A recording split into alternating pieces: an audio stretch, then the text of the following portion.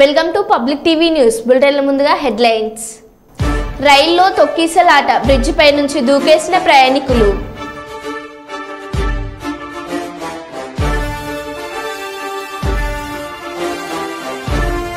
కర్నూలు నగరంలో Malabar gold diamond showroom పునఃప్రారంభం.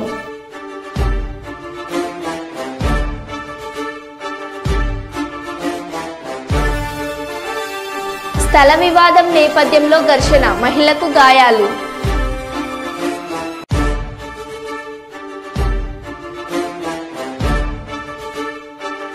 Journalist యోగి రెడ్డికి నివాళులర్పించిన జర్నలిస్టులు.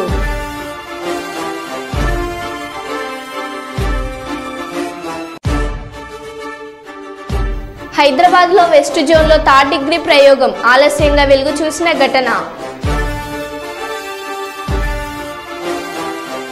ఇక వివరాల్లోకి వెళ్తే, ఇల్లందు ప్రభుత్వ డిగ్రీ కళాశాల సమీపంలో నిన్న సాయంత్రం ఎస్ఐ సూర్య ఆధ్వర్యంలో వాహనాలు తనిఖీలు చేస్తుండగా అనుమానంగా ఉన్నటువంటి వాహనాన్ని తనిఖీ చేయగా 53 కిలోల గంజాయి పట్టుబడినట్లు, గంజాయి విలువ సుమారు 13,20,000 ఉన్నట్లు డిఎస్పీ చంద్రబాను ప్రెస్ మీట్లో వివరాలను వెల్లడించారు.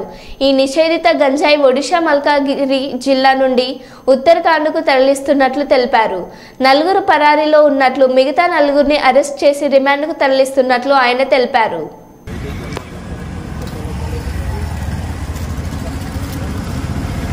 నా పేరు చంద్రబాను, డిఎస్పీ. నిన్న సాయంత్రం సుమారు 4 గంటల ప్రాంతంలో మాకు నమ్మదగ సమాచారం రాగా డిగ్రీ కాలేజీ మన అవుట్స్కట్స్లో మా ఎస్ఐ గారు మరియు సిబ్బందితోటి వెహికల్ చెక్ చేస్తుండగా ఒక వెహికల్ ఆపగా తెల్ల కారు. ఆ కారులో ఒక మంచి బండి ఆపేసి పారిపోవడం జరిగింది. వీడు పారిపోతుండే ఏంటని చెప్పేసి అతన్ని బండిని పక్క సైడ్గా తీసేసి మొత్తం చెక్ చేయగా దాంట్లో ఏదో మూటలా కనబడ్డాయి. ఇదేం మూటలు అని చేసి చూడంగానే దాంట్లో ఏదో గంజాయి వాసన వస్తుందంటే అప్పుడే మేము మా వాళ్ళు వెంబడే ఎస్హెచ్ఓకి ఇంటిమేషన్ ఇచ్చేసి ఎస్హెచ్ఓ ద్వారా ఎంపీడీఓ గారికి ఒక 2 పంచెలను తీసుకొని వీడియో వాళ్ళని తీసుకెళ్ళి అది వీడియో తీయించేసి 2 పంచెల సమక్షంలో పంచనామా చేసేసి అక్కడి నుంచి పోలీస్ స్టేషన్ తీసుకొచ్చి మొత్తం పేమెంట్ చేయగా మొత్తం 53 కిలోల గాంజాని వాళ్ళు ఉత్తరాఖండ్ నుంచి 5 ఆ కారులో వస్తున్నారు. ఒకరు పారిపోతారు, మిగతా వాళ్ళు దాంట్లోనే ఉంటారు. ఎక్కడి నుంచి ఏది వస్తుందంటే వాళ్ళు మేము మల్కాజ్గిరి డిస్టిక్ నుంచి తీసుకొని వస్తున్నాం, ఇది ఉత్తరాఖండ్ తీసుకెళ్తున్నాం, దీని మీద అక్కడ తక్కువ రేట్లో తీసుకొని అక్కడ ఎక్కువ రేట్లో అమ్ముకొని లాభం పడదామన్న ఉద్దేశంతో తీసుకొని పోతున్నారు అనిపిస్తుంది. కాబట్టి వాళ్ళని ఇంట్రాగేషన్ చేయగా ఎక్కడ కొన్నారు, ఏంది, ఎక్కడ అమ్ముతున్నారు, ఎంత కొన్నారు అనేది మొత్తం డీటెయిల్గా ఉన్నది. ఇది మొత్తం 53 కిలోలు. దీని వాల్యూ వచ్చేసి 13,12,000 దాకా 25,000 దాకా అప్రాక్సిమేట్లీ వాల్యూ చేస్తున్నాం. దీంట్లో డీటెయిల్గా వచ్చేసి వాళ్ళ పేర్లు ఇవి అన్ని మీకు దీంట్లో పెడుతున్నాం. 4 దొరికినప్పుడు ఇంకో 4 బరారీలో ఉన్నారు. వాళ్ళని కూడా తొందరలో పట్టుకొని కోర్టుకు హ్యాండ్ ఓవర్ చేయడం ఈరోజు నిన్న సాయంత్రం పట్టుకున్నాం. నిన్న పంచనామా చేశాం కాబట్టి ఈరోజు కోర్టులో ప్రొడ్యూస్ చేసేసి దొరికిన ప్రాపర్టీ కూడా కోర్టులో ప్రొడ్యూస్ చేయడం.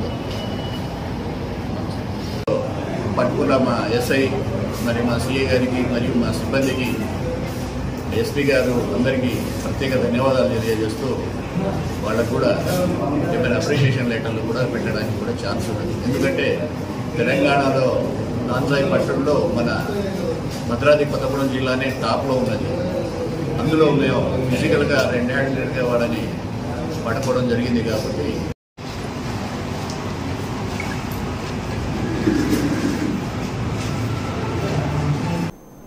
కుప్పం R&B గెస్ట్ హౌస్ లో మీడియాతో మాట్లాడిన మాజీ ఎంపీ చింతమోహన్, చంద్రబాబు ముఖ్యమంత్రి కావడం సంతోషమని అన్నారు. 50 ఏళ్ల క్రితం చంద్రబాబుకు ఇంత అదృష్టం వరిస్తుందని ఊహించలేదు. ఢిల్లీలో చంద్రబాబును బాహుబలి అని అనుకుంటున్నారు. చంద్రబాబు దృష్టిలో ఏపీ అంటే అమరావతి, పోలవరం అని అనుకుంటున్నారు. చంద్రబాబు కుప్పం గురించి పట్టించుకోవడం లేదు. కుప్పం, తిరుపతి ప్రాంతాన్ని సీఎం చంద్రబాబు అభివృద్ధి చేయాలని అన్నారు. కుప్పం గురించి చంద్రబాబు పట్టించుకోవడం లేదని అన్నారు. కుప్పంలో జర్నలిస్టులు ఇల్లు లేక ఇబ్బందులు పడుతున్నారు. కుప్పం జర్నలిస్టులకు ఇల్లు నిర్మించి ఇవ్వాలి. చిత్తూరు జిల్లాలోని జర్నలిస్టులకు తిరుమల శ్రీవారి దర్శనం కల్పించాలని అన్నారు. ఆయన 10 లక్షలు ఇచ్చాడు ఆ రోజు, మొదట 40 సంవత్సరాల క్రితం. మరి ఆ పోలవరం ప్రాజెక్టుకి నేను చంద్రబాబు నాయుడు అడుగుతా ఉన్నా. ఇప్పటికే 10 సార్లు పైన అడిగి ఆయనకి వినపడుతుందో లేదో, ఆయన తెలుసుకుంటున్నాడో లేదో నాకైతే తెలియదు. ఇందులో 4 ముఖ్యమంత్రులు దీంట్లో బాగా ఉత్సాహంగా పనిచేశారు. ఒక ఆయన రాజశేఖర్ రెడ్డి. రాజశేఖర్ రెడ్డి 6 సంవత్సరాలు 5.5 సంవత్సరం ఉన్నాడు. 5.5 సంవత్సరాల్లో రాజశేఖర్ రెడ్డి పోలవరం ప్రాజెక్టు పైన ఎంత ఖర్చు, ఎన్ని వేల కోట్లు ఖర్చు పెట్టాడు. ఎడం కాలువ పైన ఎంత ఖర్చు పెట్టాడు, కుడి కాలువ పైన ఎంత ఖర్చు పెట్టాడు. నేను ఎవరికి వర్కులు ఇచ్చేది దాన్ని నేను అడగటంలే. నవరత్నాలు, వాళ్ళ ఆ రత్నాల గురించి మర్చిపోదాం. ఎన్ని వేల కోట్లు ఖర్చు పెట్టాడు జగన్మోహన్ రెడ్డి నాయన రాజశేఖర్ రెడ్డి. రెండో ఆయన మన జిల్లా ఆయన పక్కనే మొన్న గెలిచి నేను తిరుపతిలో పెట్టవే రాజధాని అని అంటే ఆయన ఎత్తుకుపోయి అమరావతిలో పెట్టాడు. నేను మొన్న పోయి చూశాను, 33,000 ఎకరాలు ఉన్నాయి. 33,000 ఎకరాలు అరటి చెట్లు ఉన్నాయి, పొగాకు వేస్తున్నారు. మంచి పంటలు పండే పొలాల్లో ఈయన రాజధాని కట్టాలంటున్నాడు. కట్టుకో, మేము చెప్తే నువ్వు వినవు, కట్టుకో, మేము కాదంటాం లేదు. కానీ అమరావతిలో మరి అక్కడ కూడా ఆ విజయవాడ, గుంటూరు జర్నలిస్టులు ఇళ్ల స్థలాలు అడుగుతున్నారు. తలా 10 సెంట్లు బాగా, ఏం నష్టమే లేదు. 33,000 ఎకరాల్లో ఏమో 100 ఎకరాలు జర్నలిస్ట్కి ఇస్తే నష్టమేముందని తెలియజేస్తూ మరి ఖర్చులు. మరి జగన్మోహన్ రెడ్డి ఈ మధ్య ఒకరోజు నెల్లూరు జైలుకి వెళ్తాడు, అడవిలో ఉండాడని. ఇంకొకసారి నంద్యాలకు వెళ్తాడు. నెల్లూరు, నంద్యాల, నెల్లూరు, మధ్యలో ఢిల్లీ అంటాడు. 2 నెలలకే ఓపిక తగ్గిపోయింది జగన్మోహన్ రెడ్డికి. అయ్యో పాపం, 5 సంవత్సరాలు ముఖ్యమంత్రిగా ఆంధ్రప్రదేశ్ రాష్ట్రాన్ని భ్రష్టు పట్టించేసి 2 నెలలకే శాంతి భద్రతలు పోయినాయంటాడు. ఎక్కడ, శాంతిపురంలో పోయినాయా లేకపోతే ఎక్కడ పోయిందా శాంతి భద్రతలో? బాగా చక్కగా చేస్తున్నాడు చంద్రబాబు నాయుడు. మా పార్టీలు వేరైనా కూడా నేను మొన్న సెక్రటేరియట్కి వెళ్ళాను, సచివాలయానికి అమరావతిలో. 5 సంవత్సరాల నాడు పోయాను ధర్మాన ప్రసాదరావును కలిసేదానికి. ఆ రోజు సచివాలయంలో 9 కార్లు ఉన్నాయి మొత్తం కలిపి. నాతోటే కలుపుకుంటే ఒక 10-15 మంది ఉన్నారు. నిన్న కాక మొన్న విజయవాడలో నేను అమరావతికి వెళ్ళాను. బాగుంటారు జనాలు, ఫుల్గా. మంత్రులు పనిచేస్తున్నారు, ఆఫీసర్లు పనిచేస్తున్నారు, పోలీసులు పనిచేస్తున్నారు. దర్జాగా జరిగిపోతూ ఉంది అమరావతి. పరిపాలన జాగ్రత్త పడు చంద్రబాబు నాయుడు. అతనేం అమాయకుడు కాదు, చాలా తెలివిపరుడు. కాకపోతే కుప్పాన్ని గురించే పట్టించుకోవటం లేదు ఎక్కువగా. ఊరికి అట్టొచ్చి మాటలు చెప్పేసరికి వెళ్తున్నాడు. మరి ఈ దఫా అయినా ఈ 5 సంవత్సరాల్లో పట్టించుకుంటాడు. కనీసం ఇక్కడ జర్నలిస్టులు 10-20 మంది ఉంటారు. వాళ్ళకి ఇళ్ల స్థలాలు లేకుండా, వాళ్ళు ఇల్లు లేకుండా ఇబ్బందులు పడుతున్నారు. తిరుపతిలో 50 మందికి నేను ఇళ్ల కుప్పానికి రావడం చాలా సంతోషంగా ఉంది. చంద్రబాబు నాయుడు కుప్పం నుంచి గెలవడం, గెలిచిన తర్వాత రాష్ట్రానికి ముఖ్యమంత్రిగా 4వ, 5వసారి కావడం చాలా సంతోషం. చంద్రబాబు నాయుడు కాంగ్రెస్ పార్టీలో రాజకీయాల్లోకి వచ్చాడు. నేను తిరుపతి టౌన్ యూత్ కాంగ్రెస్ ప్రెసిడెంట్గా ఉన్నప్పుడు ఆయన పులిచెర్ల బ్లాక్ కాంగ్రెస్ ప్రెసిడెంట్గా ఉండేవాడు. 50 సంవత్సరాల నాడు నేను ఊహించలేదు చంద్రబాబు నాయుడికి ఇంత అదృష్టం ఉంటుందని. అదృష్టవంతుడు. యూత్ కాంగ్రెస్ బ్లాక్ కాంగ్రెస్ ప్రెసిడెంట్గా ఉండి ఎమ్మెల్యే అయినాడు 78లో. మాటలు మాట్లాడాడు. దేశానికి స్వతంత్రం, రెండవది అంటరానితనం తీసేయడం, అంటరానితనం నిర్మూలన. మరి మహాత్మా గాంధీ గారు చాలా తెలివిపరులు. ఆయన పేదరికం నిర్మూలన అనే మాటే ఎత్తలేదు. ఆయన ఎందుకు ఎత్తలేదు? పేదరికం అనేది ఫుల్లుగా ఉంది. 3 పూటలు, 1 పూట కూడా భోజనం లేక ఆహార ధాన్యాల కొరతతో ఇబ్బంది పడుతున్న భారతదేశంలో పేదరికం నిర్మూలనని తీసేసి ఆ మాటలే ఎత్తకుండా హరిజనోద్ధారణ అన్నాడు. ఎందుకన్నాడు మహాత్మా గాంధీ? ఎందుకు జవహర్లాల్ నెహ్రూ ఏ స్ఫూర్తితో వీళ్ళకి రిజర్వేషన్లు తీసుకొచ్చాడో ఇది అర్థం చేసుకునే వాళ్ళకి అర్థం అవుతుంది. కొద్ది మంది అర్థం చేసుకోగలుగుతున్నారు. నేను మాత్రం సున్నితంగా హెచ్చరిక చేస్తున్నా ఆర్ఎస్ఎస్ని, భారతీయ జనతా పార్టీలని. ఈ ఆటలు ఆడొద్దు. నువ్వు హైదరాబాద్లో 2 ముద్దులు 2 హగ్గులు ఇచ్చేసిపోయి అక్కడ పోయి నువ్వు తుషార్ మెహతా అనే వాడికి చెప్పి నీ ఆర్గ్యుమెంట్లో బలహీనపరిచి మరి ఆ క్లాసిఫికేషన్ క్రీమీ లేయర్ అనే జడ్జిమెంట్ తీసుకొచ్చింది. మాకు అన్నీ తెలుసు, తప్పది. నేను ఖండిస్తూ చివరిలో మీకు ఒక్క కథ చెప్పి ముగిస్తా.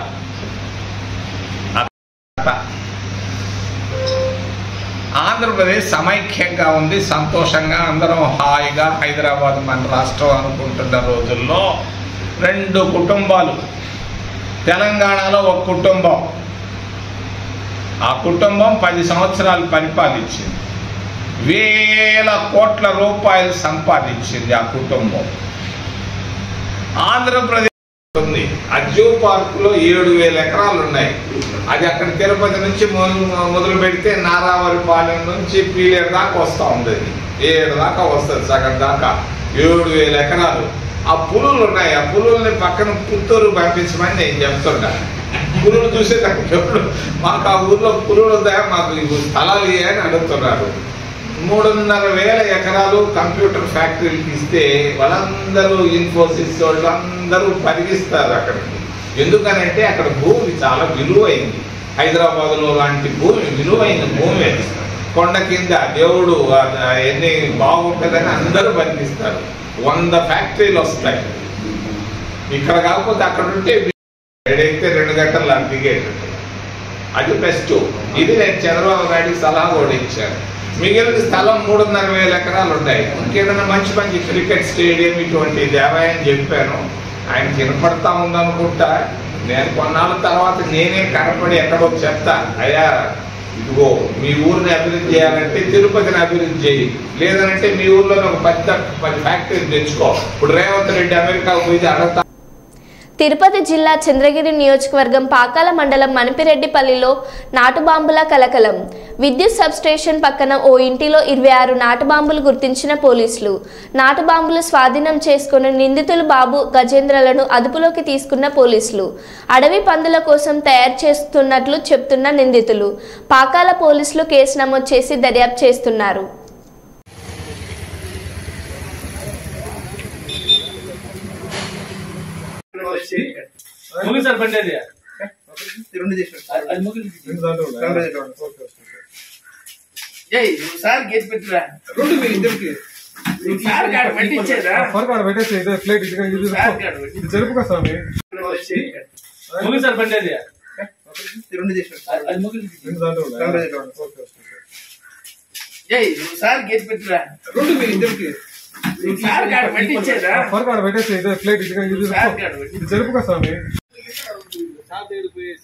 పేరు చెప్పు. కే బాబు సార్.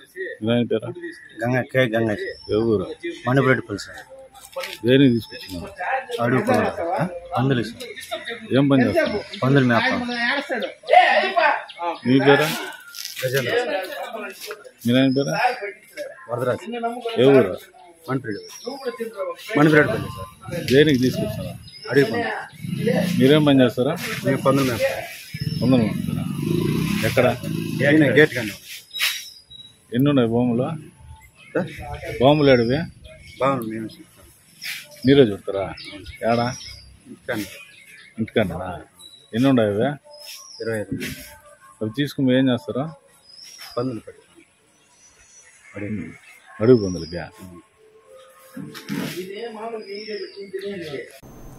రాజస్థాన్ నుండి వివిధ వ్యాపారాల నిమిత్తం జగ్గంపేట వలస వచ్చి ఇక్కడే స్థిరపడిన మార్వాడీలు ప్రతి సంవత్సరం కాశీకావడి యాత్ర నిర్వహిస్తారు. జగ్గంపేట వేణుగోపాల స్వామి గుడి దగ్గర నుంచి సామర్లకోట భీమేశ్వర స్వామి ఆలయం వరకు గంగా గోదావరి జలాలు కావిడి భుజానికి ఎత్తుకొని యాత్ర చేస్తూ పాదయాత్రగా వెళ్తున్న మార్వాడీలను జగ్గంపేట శాసనసభ్యులు జ్యోతుల నెహ్రూ వారిని అభినందించి వారితో పాటు కావిడి కొద్ది దూరం మోయడం జరిగింది. ఈ సందర్భంగా మార్వాడీలు మాట్లాడుతూ శివకేశవులకు గంగానది జలాలతో అభిషేకించడానికి ముందుగా జగ్గంపేటలో విష్ణుమూర్తికి అభిషేకించి పూజలు చేసి అక్కడి నుండి సామర్లకోట భీమేశ్వర స్వామి వారికి అభిషేకించడానికి ఈ కావిడి యాత్ర చేస్తున్నామని, ఈ రోజు మేము చేస్తున్న ఈ దైవ కార్యక్రమంలో ఎమ్మెల్యే జ్యోతుల నెహ్రూ పాల్గొనడం అభినందనీయమని, ఆ భగవంతుని ఆశీస్సులతో ఈ ప్రాంత ప్రజలందరూ సుభిక్షంగా ఉండాలని కోరారు.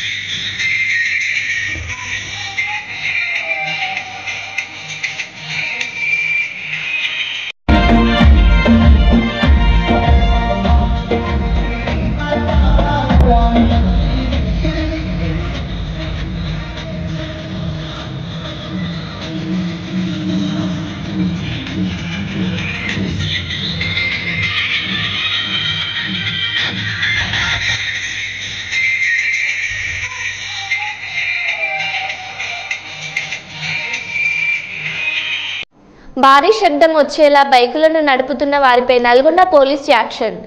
80 బైకుల సైలెన్సర్లను క్లాక్ టవర్ సెంటర్లో రోడ్డు రోలర్తో తొక్కించి ధ్వంసం చేసిన పోలీసులు. ఇకపై భారీ శబ్దంతో రోడ్లపై న్యూసెన్స్ చేసిన వారిపై చర్యలు తప్పవని హెచ్చరిస్తున్న ఎస్పీ శరత్ చంద్ర పవార్.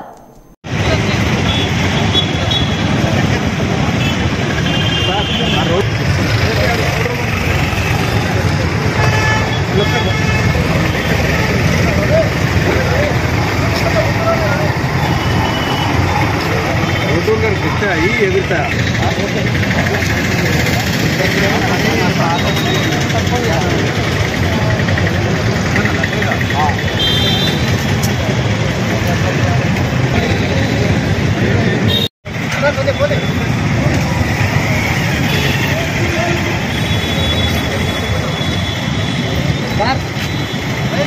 ఇటు ఉండాలి, ఇటు ఉండాలి.